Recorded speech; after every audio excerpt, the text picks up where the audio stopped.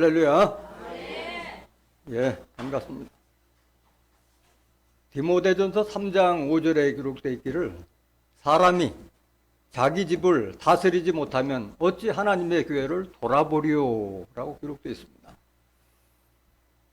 가와만사성이라는 말씀이 우리 속담에도 있습니다. 집안이 편안해야 뭐든지 다 편한 겁니다. 5월은 가정의 달입니다. 5월 한 달만이라도 모두가 가족의 구성원으로서 자기 가족을 돌아보고 사랑하는 복된 나날이 되시길 원합니다. 이 시간 허락하신 하나님 말씀은 에베소서 6장 1절부터 4절까지입니다. 봉독해 드리겠습니다. 자녀들아, 너희 부모를 주 안에서 순종하라. 이것이 옳으니라. 내 아버지와 어머니를 공경하라. 이것이 약속 있는 첫 계명이니 이는 내가 잘 되고 땅에서 장수하리라. 또 아비들아, 너희 자녀를 노엽게 하지 말고 오직 주의 교양과 훈계로 양육하라. 에베소서 6장 1절부터 4절까지 봉독해드렸습니다. 봉독해드린 말씀을 통해서 믿음의 가족이란 제목으로 말씀을 증거하도록 하겠습니다. 믿음의 가족. 서두에서도 말씀드렸지만 5월은 가정의 달입니다. 오늘은 5월 5일 어린이날, 5월 8일은 어버이날, 5월 20일은 성년날. 자녀들이 성장해서 성년이 된 성년의 날. 5월 21일은 부부의 날. 부부의 날을 잘 모르시나 봐.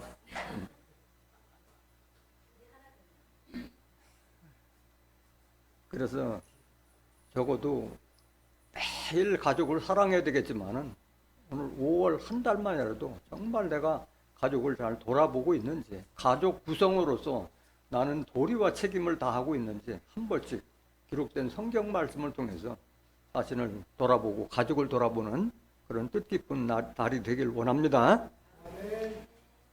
지금 우리나라가 지금 위기에 처해 있어요. 가족 해체 위기, 국가 해체 위기에 놓여 있습니다. 그 말은 무슨 말이냐면은 지금 날이 갈수록 젊은 사람들이 결혼을 안 하고 있어요. 연애는 필수, 결혼은 선택으로 바뀌었어요. 그건 뭐 공공연하게 이렇게 유행가 가사에도 나와 있지만은 결혼을 안 하려는 그 의식이 아주 날이 갈수록 팽배해지고 있는 거예요.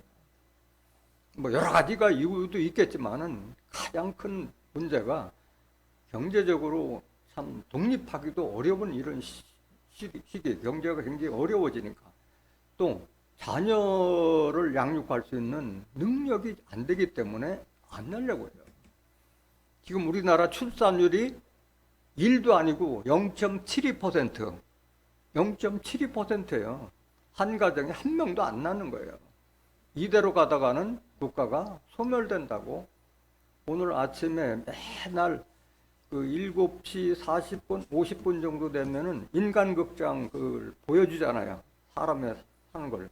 근데 그걸 오늘 안 하고 김진표 국회의장이 나와서 그 0.72%에 대한 그 저출산에 대한 대책을 국회에서 입법하겠다는 식의 그런 토론회 하는 거를 아침에 봤습니다. 그 정도로 심각한 거예요. 자녀들이 없으면은 자녀들을 낳지 않고 출산이 감소되면은 자동적으로 가족 해체가 되고 그다음에 국가가 위기에 빠질 수밖에 없는 거예요. 또 날이 갈수록 그렇게 고생한 부부들이 황혼이혼이 계속 늘어나고 있는 거예요. 황혼이혼이 계속 늘어나고 있는 거예요. 뭐 근사한 말로 결혼이라는 말로 해가지고 또 뭐 하고 있는데 여하튼간 일평생을 같이 한 부부들이 헤어지는 그 추세도 날이 갈수록 늘어나고 있어요. 그래서 오늘날 지금 현재 1인 가구 수가 우리나라 670만이라고 합니다. 670만. 1인 혼자 사는 가족이 670만이 혼자 살아요. 그것이 3인이 살거나 둘이 살거나 3명이 사는 것보다 가장 많아요. 32%를 차지하고 있어요. 혼자 사는 가족. 전체 인구 중에 32%가 혼자 산다는 거예요. 심각한 그런 상태예요. 그러다 보니까 또 날이 갈수록 자기도 먹고 살기 힘들다 보니까 부모를 부양하거나 부모한테 효도해야 되겠다는 의식도 날로 감소하기 때문에 이제 자식으로부터 뭐 효도를 받겠다는 생각은 갖지 못하는 이런 시대가 돼버린 거예요. 이런 세태 속에 사는 우리에게, 하나님을 믿고 예수님을 믿는 우리에게 성경은 가족의 구성으로서 우리에게 어떤 메시지를 전하고 있느냐, 그걸 한 번씩 돌아보는 시간을 갖기 위해서 오늘 본문을 말씀을 정한 겁니다. 세태는 그렇다 하더라도, 시대는 그런 식으로 간다 하더라도 우리가 선지 만물을 창조하시고 인간을 창조하신 하나님의 뜻은 과연 우리에게 어떤 것을 바라시는가 하는 걸 한번 돌아보자는 그런 마음에서 본문을 잡은 거예요. 왜 우리가 이렇게 가족을 돌아봐야 되느냐?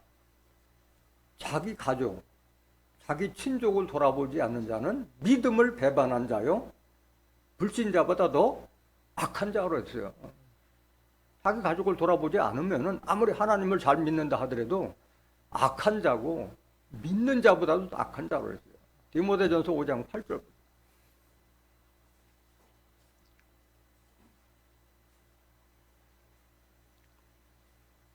디모데전서 5장 8절.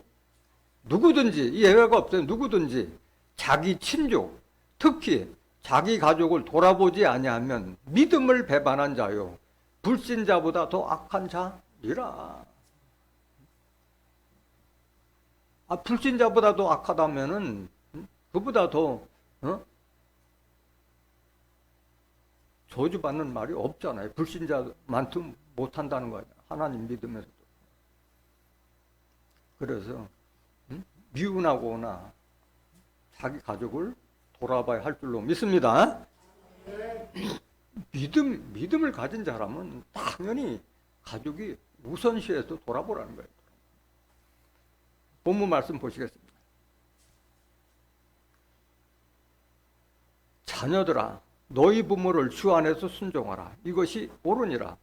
우리는 다 지금 이제 어른이 돼서 부모 입장이지만은 부모님께는 우리가 자녀고, 자녀들은 당연히 부모를 주 안에서 순종하라. 어디 안에서 순종하라? 주 안에서.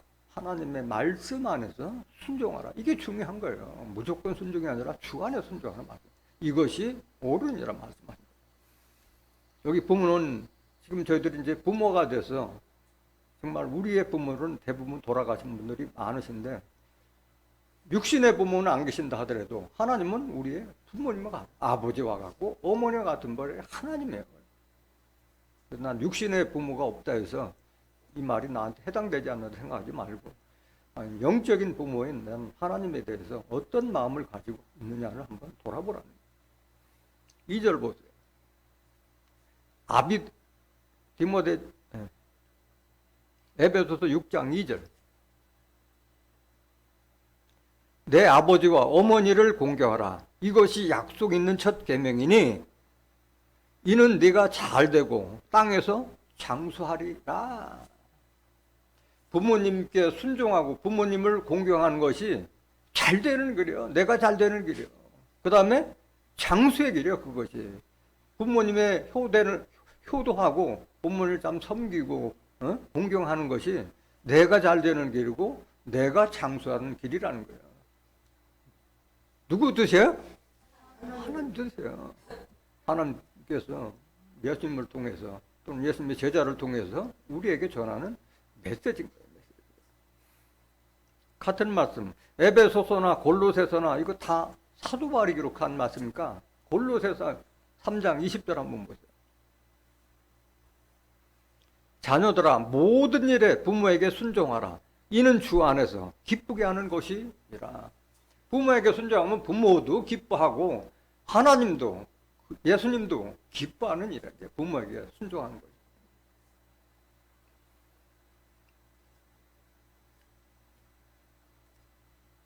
우리가 하나님 믿는다고 해서 부모님께 소홀해서는 안 되는 거예요. 그게 바로 율법사나 이렇게 바리새인들이나 그런 자들은 유전과 전통을 따라서 하나님께서 잘하면은 부모님을 소홀히 해도 된다 하는 식의 의식이 가졌는데 그거 아니에요. 마태복음 15장 3절 보세요. 대답하여 가라사대 너희는 어찌하여 너희 유전으로 하나님의 계명을 범하느냐?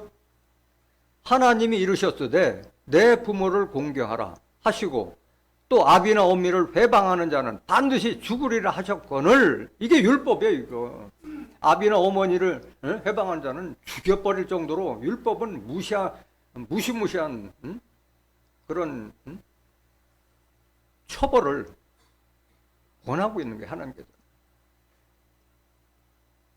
너희는 가로되 누구든지 아비에게나 어미에게 말하기를 내가 드려 유익하게 할 것이 하나님께 드림이 되었다고 하기만 하면 그 부모를 공경할 것이 없다 하여 너희 유전으로 하나님의 말씀을 폐하는 도다.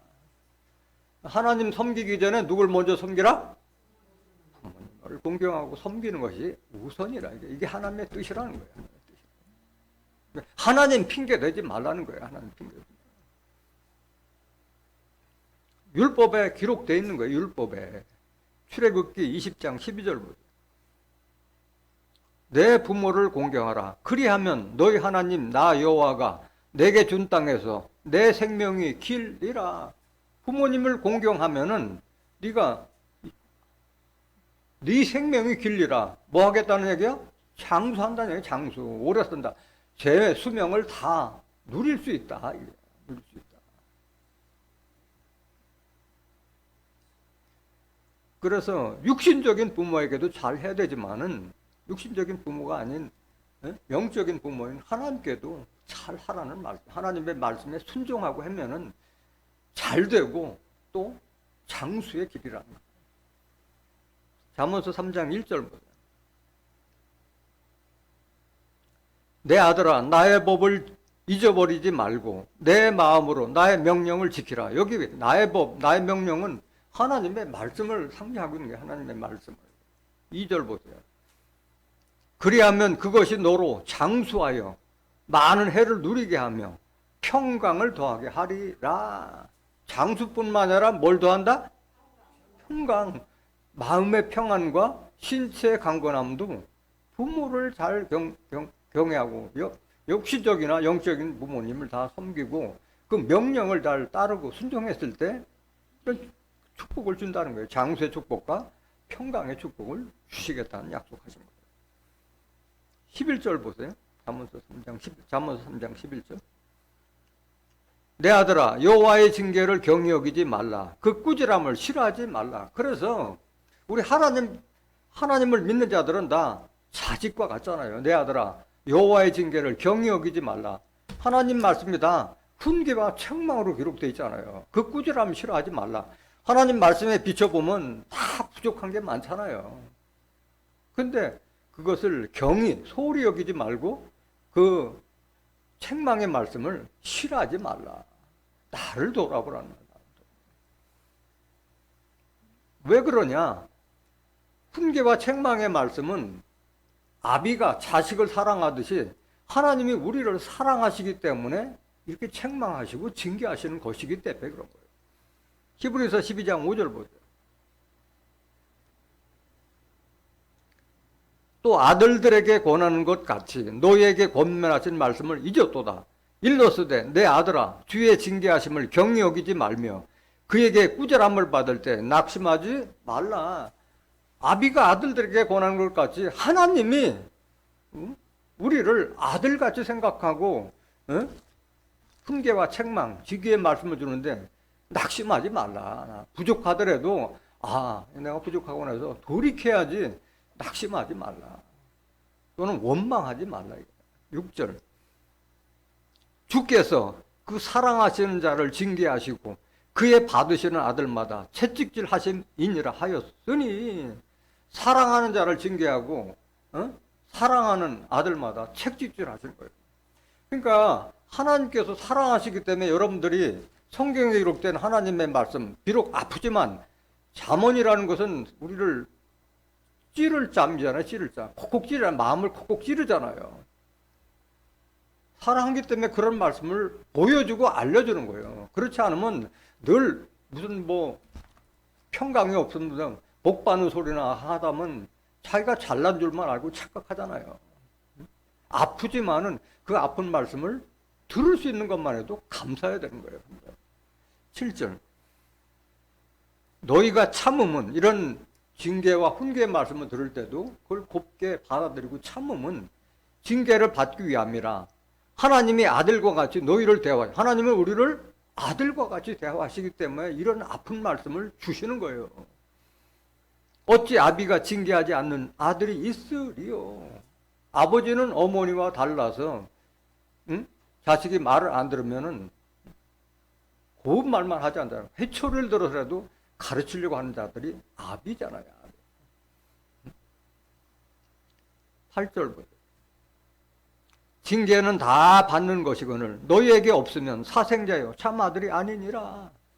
이 책망의 소리를 안 들은 건 그거는 참 아들이 아니에요. 사생자, 남의 자식이기 때문에 그런 걸 싫어하는 거예요. 남의 자식에게는 함부로 못 하잖아요. 내 자식이기 때문에 아픈 말이라도 과감하게 할 수 있는 거잖아요. 9절. 또 우리 육체의 아버지가 우리를 징계하여도 공경하였거든 하물며 모든 영의 아버지께 더욱 복종하여 살려 하지 않겠냐. 부모님한테 책망의 말씀 안 듣고 큰 자식이 어디 있어요. 다 크고 맞아보기도 하고 회초리를 맞아보기도 하고 하잖아요. 그래도 아버지가 나 때렸다 해서 여러분들이 돌아서나요? 아니잖아요. 때려도 아버지가 나를 잘되게 하신다는 걸 알기 때문에 그래도 공경하였거든 하물며 모든 영의 아버지께 더욱 복종하여 살려 하지 않겠느냐.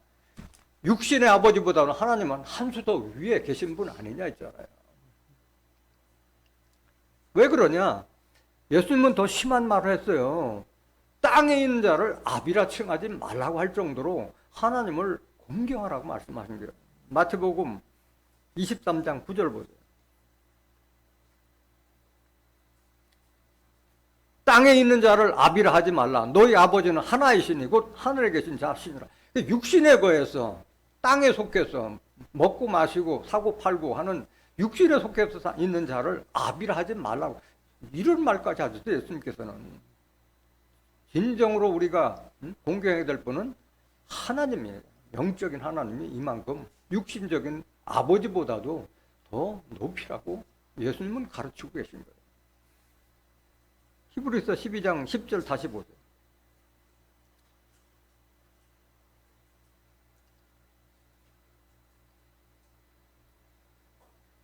저희는 잠시 자기의 뜻대로 우리를 징계하였거니와, 여기 저희는 육신에 붙이는 자기의 뜻대로 우리를 징계하였거니와 오직 하나님은 우리의 유익을 위하여 그의 거룩하심에 참게 하시느니라.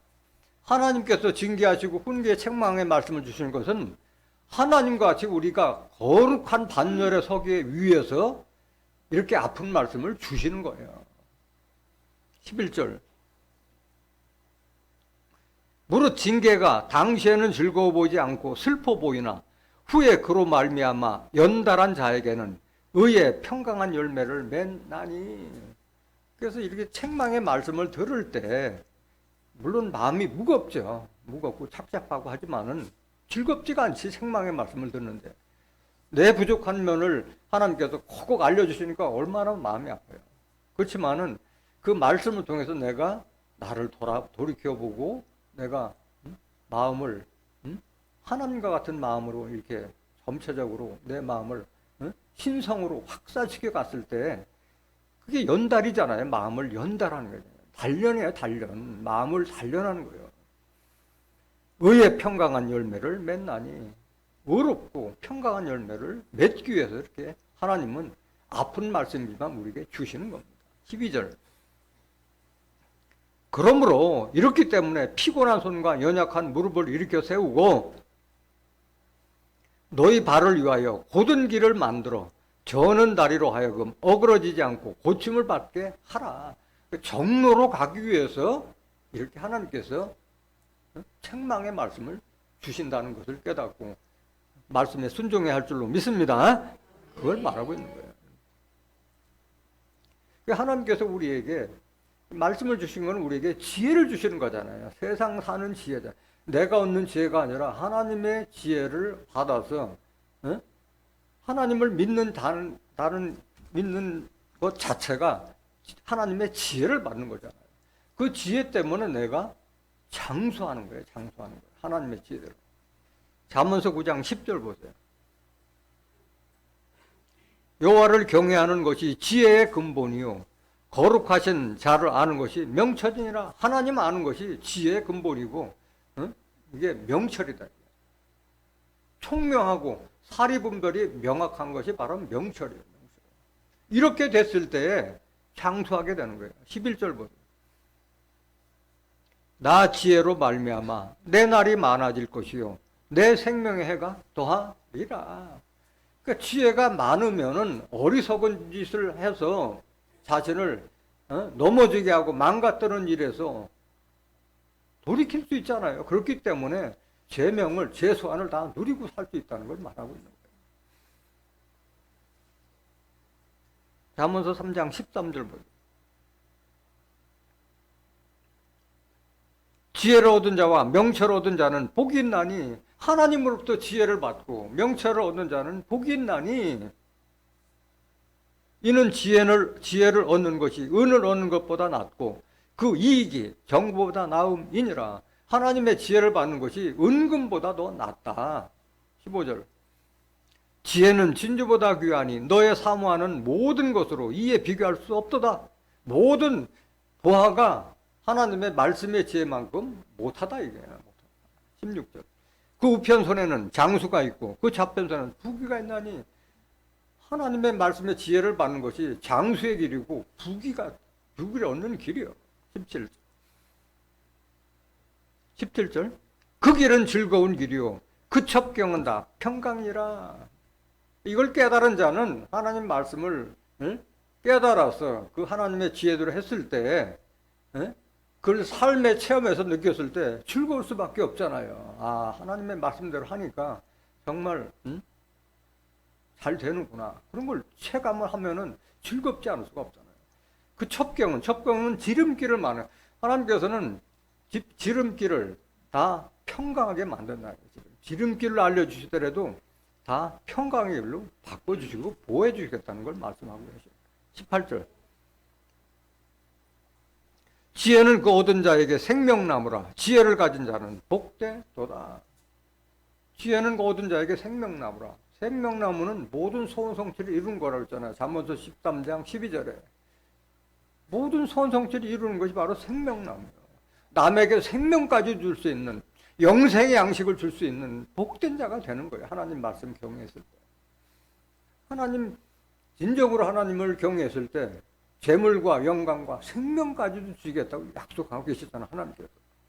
잠언서 22장 4절 보세요. 겸손과 여호와를 경외함의 보응은 재물과 영광과 생명이라. 하나님을 경외함의 그 보응, 하나님께서 보답해 주는 것은 재물도 영광도 생명까지도 보장하는 거예요. 그래서 자식들에게 대해서 하나님을 알 수 있도록 최선을 다해서 전도하라고 말씀하신 거예요.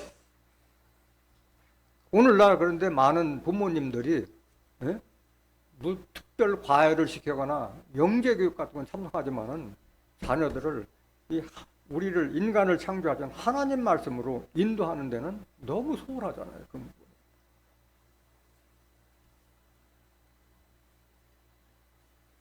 부분.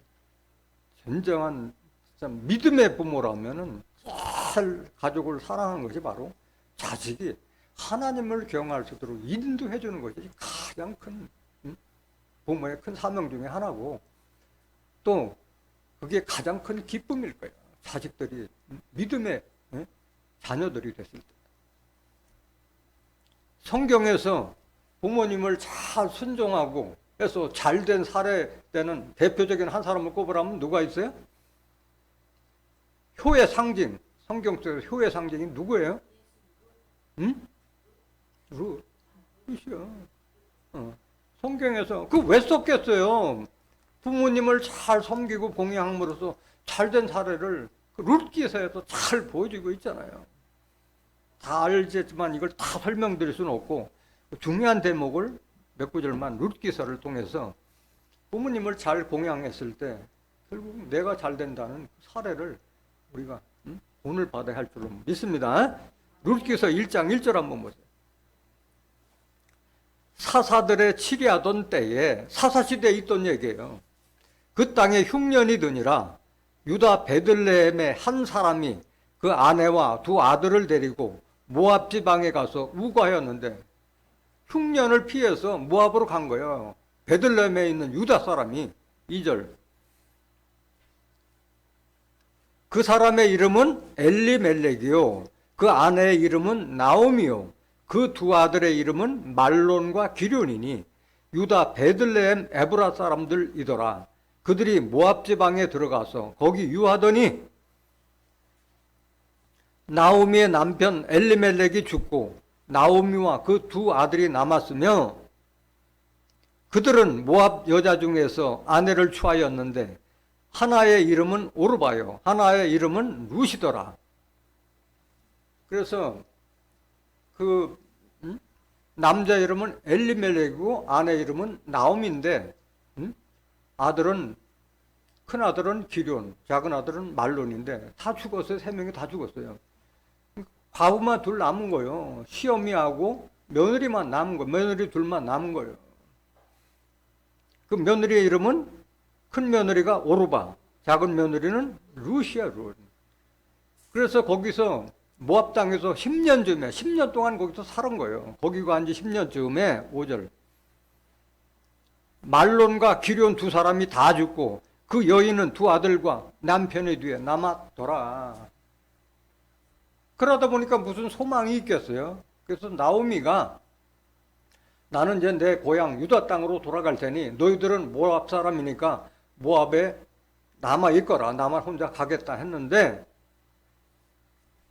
큰 며느리는 어머니 말씀대로 하겠습니다 해서 모압에 남고, 룻은 내가 죽어도 살아도 어머님을 따르겠다고 그 말하면서 어머니에게 순종하는 거예요. 12절 보실까요? 룻기서 1장 12절. 내 딸들아 돌이켜 너의 길로 가라. 나는 늙었으니 남편을 두지 못할지라. 가령 내가 소망이 있다고 말한다든지 오늘 밤에 남편을 두어서 아들들을 생산한다 하자. 너희가 어찌 그것을 인하여 그들의 자라기를 기다리겠느냐? 어찌 그것을 인하여 남편 두기를 멈추겠느냐?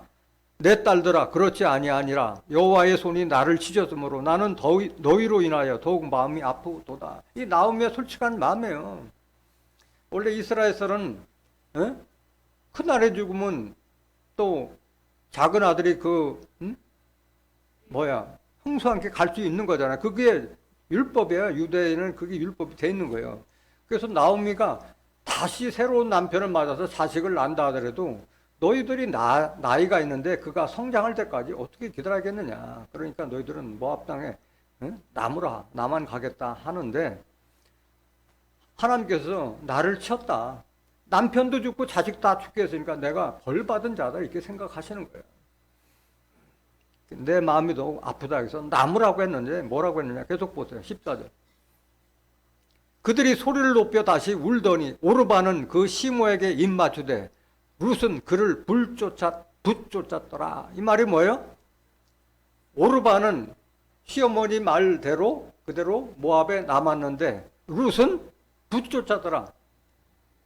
말을 따르지 않고 어머니를 따르겠다는 걸 지금 말하고 붙쫓았다고 표현한 거예요.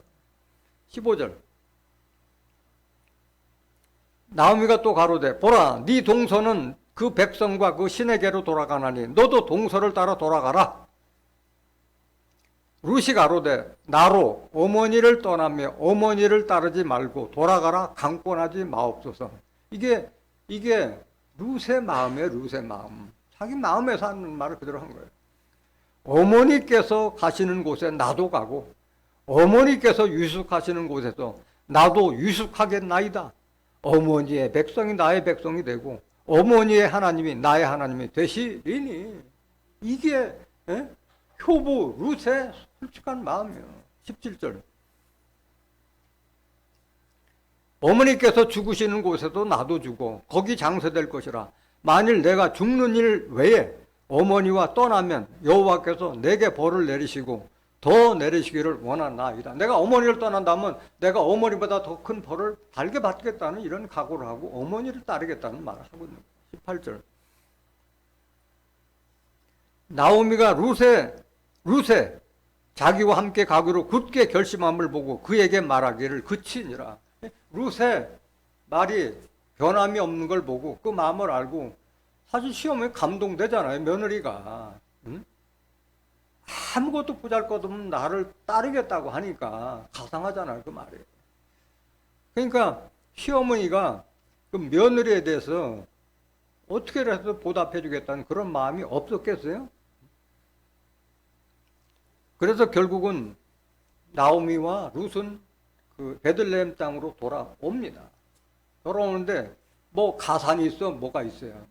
결국은 남의 집 밭에 가서 이삭 주워서 생계를 때우는데 룻이 마침 이삭 줍기 나갔는데 누구를 만났냐 하면은 보아스라고 이 아비멜렉하고 먼 친척이 되는 사람의 밭에 가서 일하다가 만나게 된 거예요.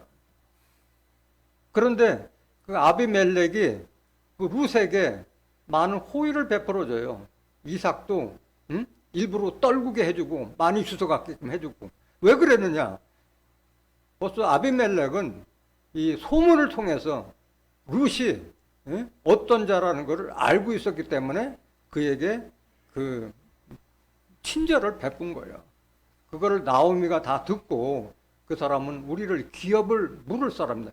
이스라엘 풍습에는 그 자기 가족이 다 남편들이 죽고 나면은 먼 친척 중에서 그 가족을 자기 재산을 주고 사는 그런 권한이 있는 거예요.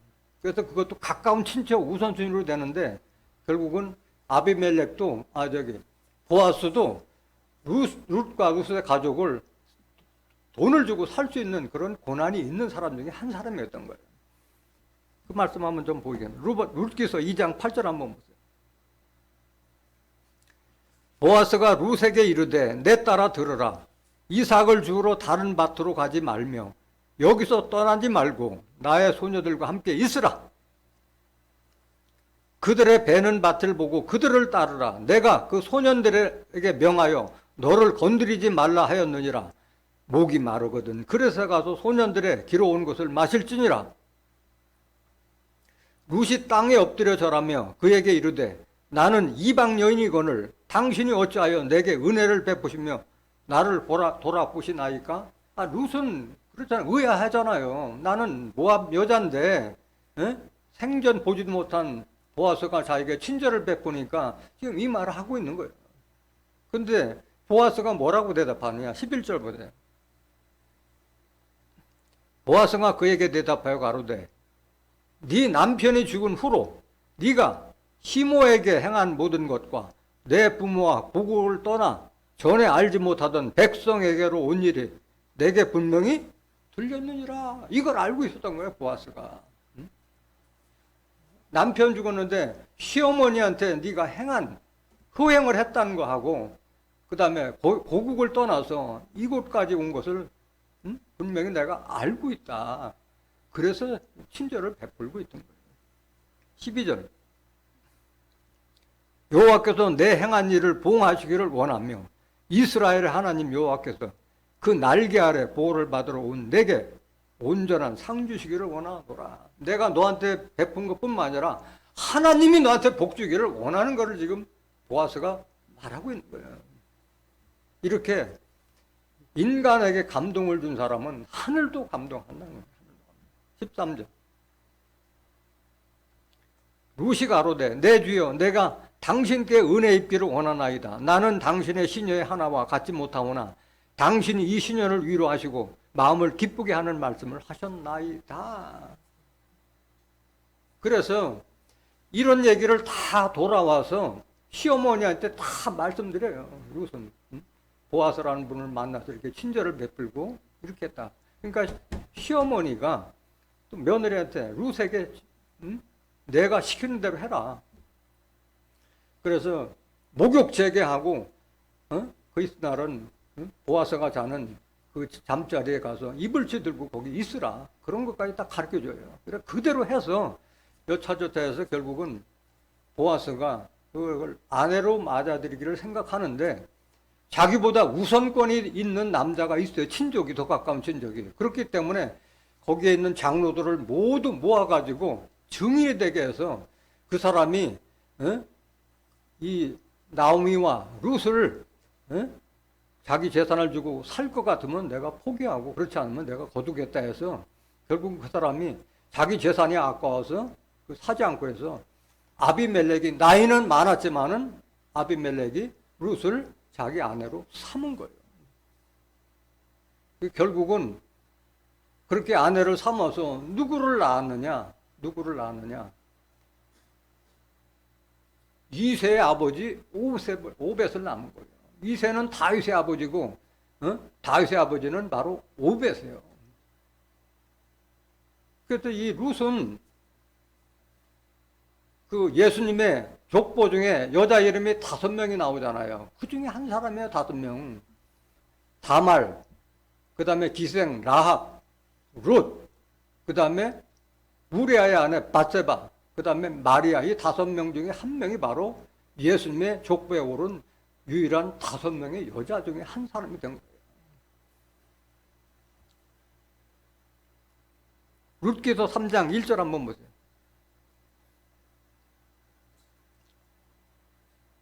룻의 시모 나오미가 그에게 이르되 내 딸아 내가 너를 위하여 안식할 곳을 구하여 너로 복되게 하여야 하지 않겠느냐.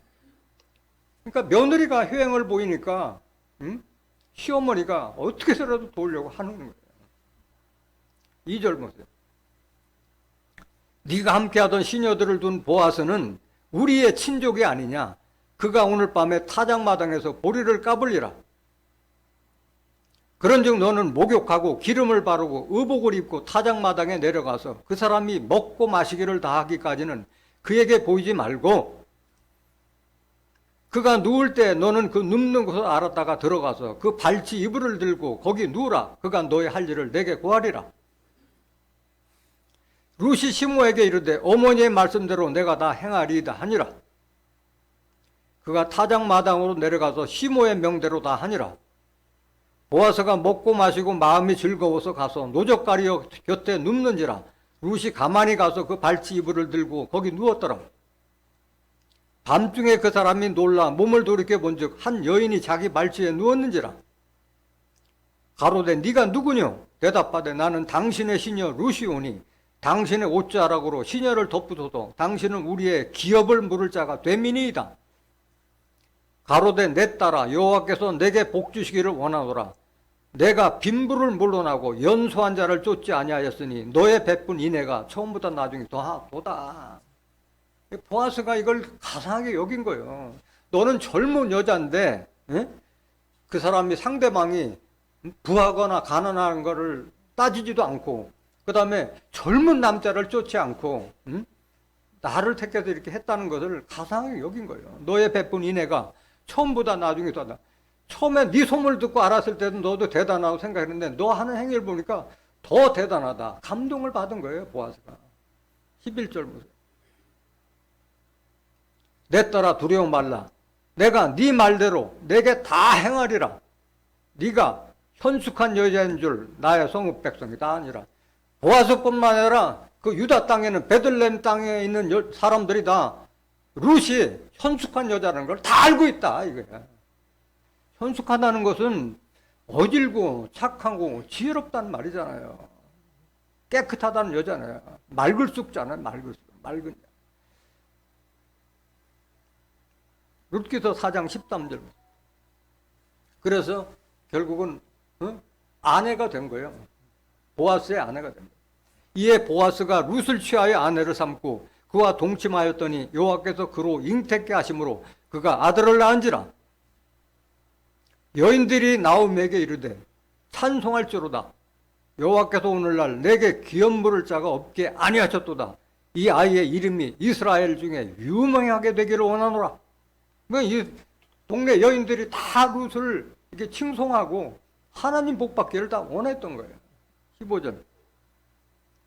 이는 내 생명의 회복자며 내 노년의 봉양자라. 곧 너를 사랑하며 7 아들보다 귀한 자부가 낳은 자로다. 나오미가 아내를 취하여 품에 품고 그의 양육자가 되니 그 이웃 여인들이 그에게 이름을 주되 나오미가 아들을 낳았다 하여 그 이름을 뭐라? 오벳이라 하였는데 그는 다윗의 아비인 이새의 아비였더라. 다윗의 아버지 이새를 낳은 오벳이 된 거예요. 오벳.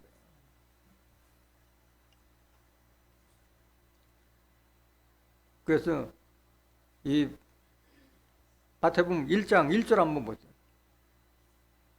예수님의 족보에 여자 5명 중에 한 사람이에요. 아브라함과 다윗의 자손 예수 그리스도의 세계라.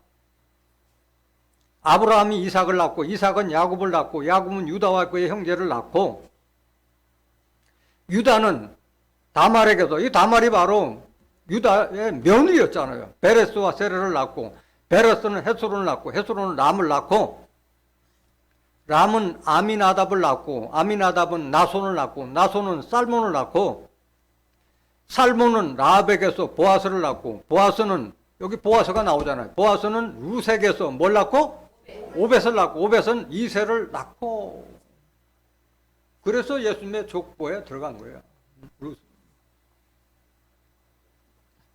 그래서 마지막에 마리아로부터 예수님 나와요. 16절 보세요. 마태복음 1장 16절. 야곱은 마리아의 남편 요셉을 낳았으니 마리아에게서 그리스도라 칭하는 예수가 나시니라. 낳고 낳아서 결국은 예수님까지 이어지는 거예요. 그 다음에 부모에게 불효하는 자식은 율법에서 엄하게 처리했어요. 엄하게 처리했고 잠언서에도 부모를 소홀히 하는 자에게는 아주 오만한 저주가 내렸어요. 얼마만큼 가혹하게 처벌을 했느냐. 신명기 21장 18절 보세요.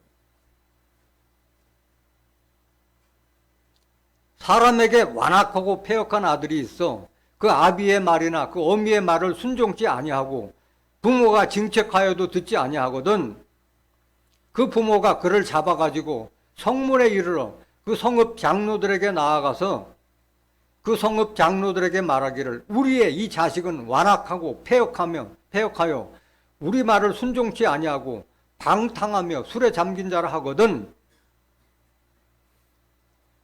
그 성읍의 모든 사람들이 그를 돌로 쳐 죽일지니 이같이 내가 너희 중에 악을 제하라. 그리하면 온 이스라엘 듣고 두려워하리라.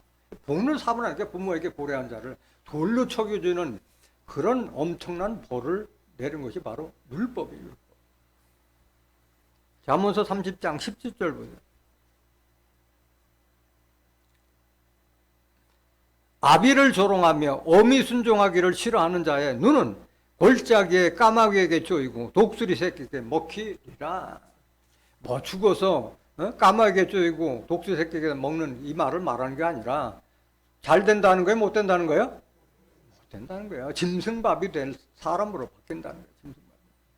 아비를 조롱하며 어미를 순종하기 싫어하는 자가 영적인 눈이 얼어서 하나님 말씀도 깨닫지 못하고 결국 육신의 부모한테도 패역함으로써 이런 벌을 받게 된다는 걸 말하고 있는 거예요.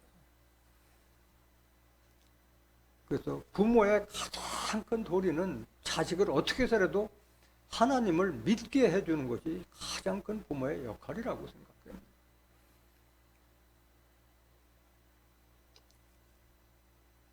에베소 6장 4절 보세요. 또 아비들아 너희 자녀를 노엽게 하지 말고 오직 주의 교양과 훈계로 양육하라. 그래서 자녀들에서 노여울 정도로 그렇게 심한 벌을 주지 말고 주의 교양과 훈계, 하나님 말씀이 다 교양의 말씀이고 훈계와 책망의 말씀이잖아요. 골로새서 3장 21절 아비들아 너희 자녀를 경록게 말지니 낙심할까 함이라. 징계와 책망을 주되 낙심할 정도로 그렇게까지는 하지 말라고. 그래서 주의 교양과 훈계로 알아듣게끔 좀 양육하라 그 말씀하고 있는 거예요. 그러기 위해서는 뭘 알려줘야 돼요? 주의 교양과 훈계는 뭐예요? 성경 말씀이잖아요. 디모데후서 3장 15절 보세요. 또 네가 어려서부터 성경을 알아나니 성경은 능히 너로 하여금 그리스도 예수 안에 있는 믿음으로 말미암아 구원에 이르는 지혜가 있게 하느니라. 아무리 훌륭한 부모라도 계시록에 예언된 환난과 심판을 면하게 해줄 부모는 없잖아요. 스스로가 하지 않으면. 구원에 이르는 지혜를 얻게끔 성경을 알게 해주라는 그 말이잖아요. 16절. 모든 성경은 하나님의 감독으로 된 것으로 교훈과 책망과 바르게 함과 의로 교육하기에 유익하니 이는 하나님의 사람으로 온전케 하며 모든 선한 일을 행하게 온전케 하려 함이라. 이제 하나님을 섬기는 자가 온전한 사람이 될 수 있다는 것을 말하고 있는 거예요.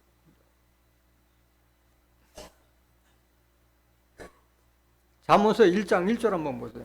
그래서 뒤에 교양과 훈계는 다 뭐 성경 여러 가지 말씀도 있지만 잠언서가 가장 자녀들에게 좋은 그 교육 내용이 많아요. 다윗의 아들 이스라엘 왕 솔로몬의 잠언이라.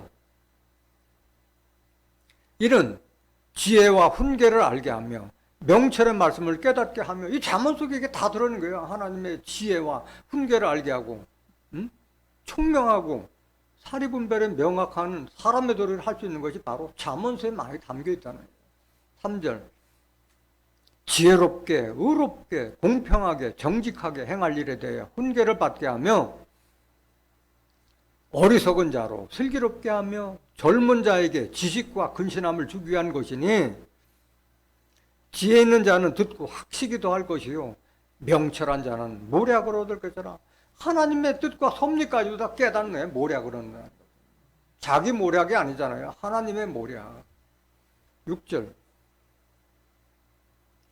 잠언과 비유와 지혜 있는 말과 그 오묘한 말을 깨달으리라.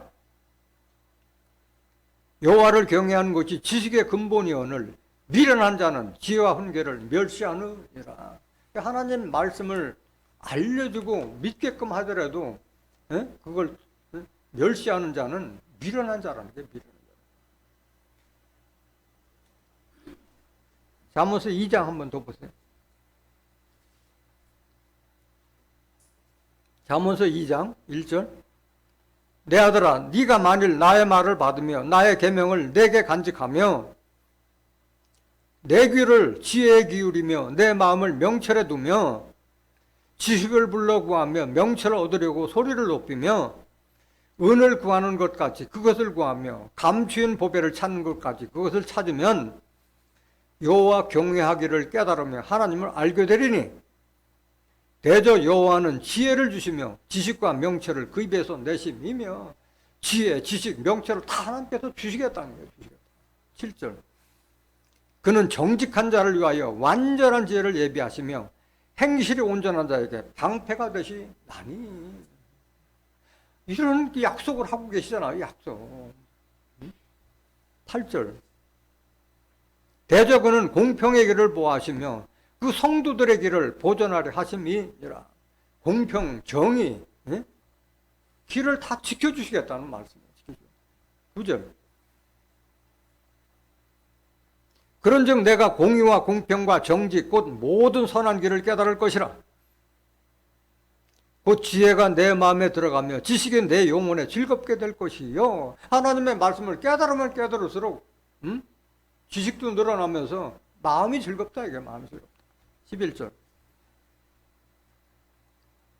근신이 너를 지키며 명철이 너를 보호하여 악한 자의 길과 폐역을 말하는 자에게서 건져내리라 말씀합니다.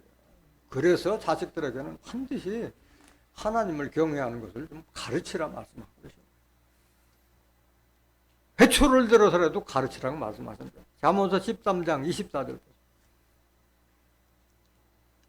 초다를 참아 못하는 자는 그 자식을 미워함이라. 자식을 사랑하는 자는 근실이 징계하느니라. 이게 아비가 해야 될 도리예요. 초달이라는 것은 채찍과 회초리를 말하는 거예요. 그래 때려서라도 가르치라. 그게 자식을 사랑하는 길이라 말씀합니다. 잠언서 23장 13절 보세요. 아이를 훈계하지 아니치 말라. 훈계하라는 말이잖아요. 부정의 부정은. 채찍으로 그를 때릴지라도 죽지 아니하리라. 계속 보세요. 15절, 14절. 그를 채찍으로 때리면 그 영혼을 음부에서 구원하리라. 계속 보세요. 내 아들아, 만일 네 마음이 지혜로우면 나 곧 내 마음이 즐겁겠고. 아들 잘 되면 부모가 기쁘잖아요. 16절. 만일 네 입술이 정직을 말하면 내 속이 유쾌하리라. 내 마음으로 죄인의 형통을 부러워하지 말고 항상 여호와를 경외하라. 정령이 내 장래가 있고 네 소망이 끊어지지 아니하리라. 이게 자식에게 성경 말씀을 알게 해줘야 되는 부모가 해야 될 도리를 말하고 있는 거예요. 장래가 있겠고 소망이 끊어지지 않으라 말씀합니다. 19절. 내 아들아, 너는 듣고 지혜를 얻어 네 마음을 정로로 인도할지니라. 그게 네가 하는 바른 길이다. 이게 하나님을 경외하는 게 바른 길이다. 잠언서 29장 15절.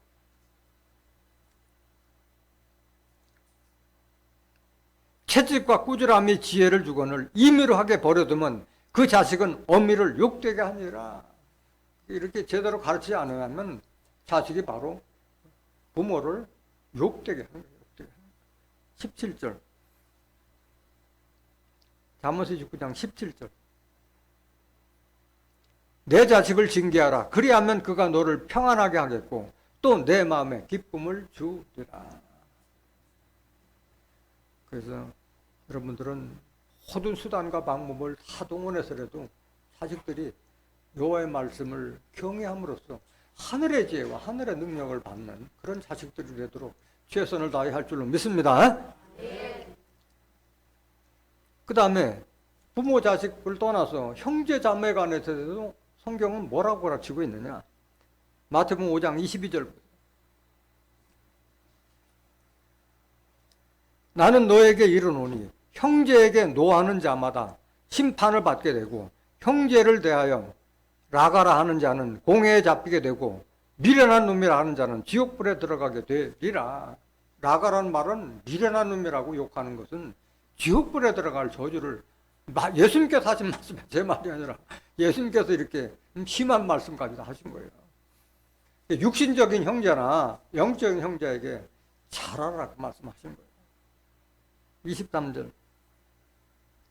그러므로 예물을 제단에 드리다가 거기서 네 형제에게 원망 들을 만한 일이 있는 줄 생각나거든 예물을 제단 앞에 두고 먼저 가서 형제와 화목하고 그 후에 와서 예물을 드리라. 이게 도리라 이게. 그래서 예배보다도 형제 마음을 아프게 하지 말고 먼저 하라고 말씀하시는 거예요. 근데 쉬워요? 어려워요? 어려워요. 어렵다는 것도 다 성경에 기록되어 있어요. 잠언서 18장 19절 보세요. 노엽게 한 형제와 화목하기가 견고한 성을 취하기보다 어려운즉 이러한 다툼은 산성 문빗장 같으니라. 산성의 문빗장 풀고 들어가기 어렵잖아요. 그 정도로 형제하고 마음을 상하게 하는 형제하고 화목하기 이렇게 어렵다는 거예요. 어렵다고 해서 포기하면 안 된다. 이게 우리는 용사라고 예수님은 가르치고 계시잖아요. 마태복음 18장 21절.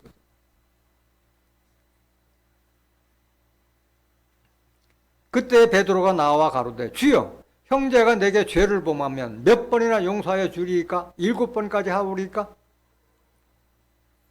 예수께서 가라사대 내게 이르노니 7번뿐만 아니라 70번씩 7번이라도 할지니라. 7번씩 70번이면 7, 7에 49 몇 번이야? 490번까지 용서해 주라는데 쉬워요? 어려워요? 어렵잖아요. 그래도 하라 이게 하라. 요한일서 3장 10절 보세요. 요한일서 3장 10절. 이러므로 하나님의 자녀들과 마귀의 자녀들이 나타나나니 무릇 의를 행치 아니하는 자나 또는 그 형제를 사랑치 아니하는 자는 하나님께 속하지 아니하니라. 이렇기 때문에 해야 된다는 거예요. 어렵지만 해야 되는 거예요. 하나님의 자녀가 되기 위해서는 사랑하라. 영적인 형제를 사랑하라. 14절 요한일서 3장 14절 우리가 형제를 사랑함으로 사망에서 옮겨 생명으로 들어간 줄을 알거니와 사랑치 아니하는 자는 사망에 거하느니라. 사랑치 아니하면 육신에 속한 자이기 때문에 똑같이 사망 길을 간다 그 말을 하고 있는 거예요. 계속 보세요. 15절 그 형제를 미워하는 자마다 살인하는 자니 형제를 미워하는 것을 살인을 비한 거예요. 살인하는 자마다 영생이 그 속에 거하지 아니하는 것을 너희가 아는 바라. 영생 기대하지 말라는 거예요. 형제를 미워하는 자. 16절 그가 우리를 위하여 목숨을 버리셨으니 우리가 이로써 사랑을 알고 우리도 형제들을 위하여 목숨을 버린 것이 마땅하니라. 누가 이 세상 재물을 가지고 형제의 궁핍함을 보고도 도와줄 마음을 막으면 하나님의 사랑이 어찌 그 속에 거할까 보냐. 그래서 자기 가족을 돌아보지 않는 자는 믿음을 배반한 자요 불신자보다도 악한 자라고 말씀하시는 거예요. 18절 자녀들아 우리가 말과 혀로만 사랑하지 말고 오직 행함과 진실함으로 하라. 행함으로 보이라 말씀하시는 거예요. 요한일서 4장 20절 누구든지 하나님을 사랑하노라 하고 그 형제를 미워하면 이는 거짓말하는 자니 보는 바 그 형제를 사랑치 아니하는 자가 보지 못하는 바 하나님을 사랑할 수가 없느니라. 이거는 형제 사랑하지 않는다는 자는 위선이라는 거예요. 위선. 보이는 형제도 사랑치 못하는 자가 어떻게 보이지 않는 하나님을 사랑할 수가 있겠느냐 말씀하십니다. 21절 우리가 이 계명을 주께 받았나니 하나님을 사랑하는 자는 또한 그 형제를 뭐 할지라? 사랑하라. 육신적인 영적인 형제들은 형제 사랑하라 말씀하십니다. 쉽지 않지만 이렇게 하기 위해서는 우리가 신의 성품까지도 잘 알아가라고 하는 거예요. 신의 성품 속에 뭐가 들었어요? 형제의 우애를, 형제의 우애에 사랑을 공급하라. 베드로후서 1장 4절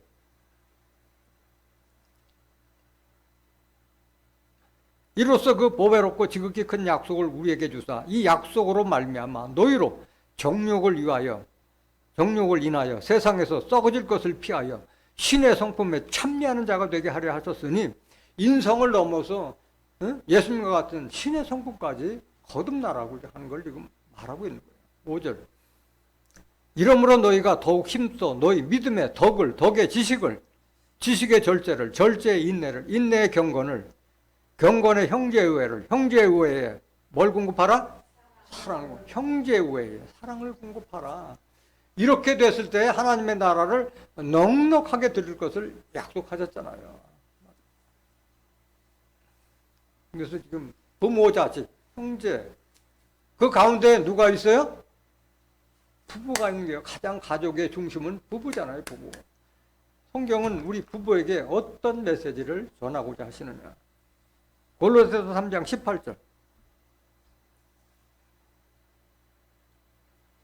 아내들아 남편에게 복종하라. 이는 주 안에서 마땅하더라. 세상이 변한다 하더라도 이거 하나님의 말씀 속에는 질서를 말하고 있는 거예요. 질서를. 아내들은 남편에게 복종하라. 주 안에서 마땅한 도리라 이거예요. 마땅한 도리. 19절 남편들아 아내를 사랑하며 괴롭게 하지 말라. 마찬가지 남편에게 순종한다 해서 괴롭게 하지 말고 사랑하라. 그걸 가르치고 계십니다. 에베소서 5장 22절 보세요. 그래 결혼식 때마다 항상 이 말씀을 인용하잖아요. 부부가 아내 서로 남편에게 순종하고 아내 사랑하라는 말씀하잖아요. 아내들이여 자기 남편에게 복종하기를 주께 하듯 하라. 복종하기를 하나님과 예수 그리스도를 대하듯이 복종하라 말하는 거예요. 23절 이는 남편이 아내의 머리됨이 그리스도께서 교회의 머리됨과 같음이니 그가 친히 몸의 구주시니라. 우리 몸에서 가장 으뜸이 머리잖아요. 그리스도가 교회를 사랑하는 것 같이 남편은 아내의 머리 되기 때문에 순종하고 복종하라는 말씀하십니다. 24절 이는 그러나 교회가 그리되게 하듯 아내들도 범사에 그 남편에게 복종할지니라. 남편들아 아내 사랑하기를 그리스도께서 교회를 사랑하시고 위하여 자신을 주님같이 하라. 그리스도가 교회를 사랑하듯 남편은 아내를 사랑하라. 베드로전서 3장 5절. 전에 하나님께 소망을 두었던 거룩한 부녀들도 이와 같이 자기 남편에게 순복함으로 자기를 단장하였나니. 이게 진정한 단장이요. 보석으로 자기를 꾸미는 것보다 남편에게 순종하고 하는 것이 바로 진정한 아내가 되어야 될 단장이라고 말씀합니다. 6절. 사라가 아브라함을 주라 칭하여 복종하는 것 같이 너희가 선을 행하고 아무 두려운 일에도 놀라지 아니하므로 그의 딸이 되었느니라. 남편 된 자들아 이와 같이 지식을 따라 너희 아내와 동거하고 저는 더 연약한 그릇이요 또 생명의 은혜를 유업으로 받을 자로 알아 귀히 여기라. 이는 너희 기도가 막히지 아니하게 하려 함이라. 기도가 막히지 않기 위해서는 아내하고 다투지 말고 사랑하라 말씀하고 있는 거예요. 왜? 유업을 같이 받을 자기 때문에 위해 주라는 말이에요. 고린도전서 7장 13절.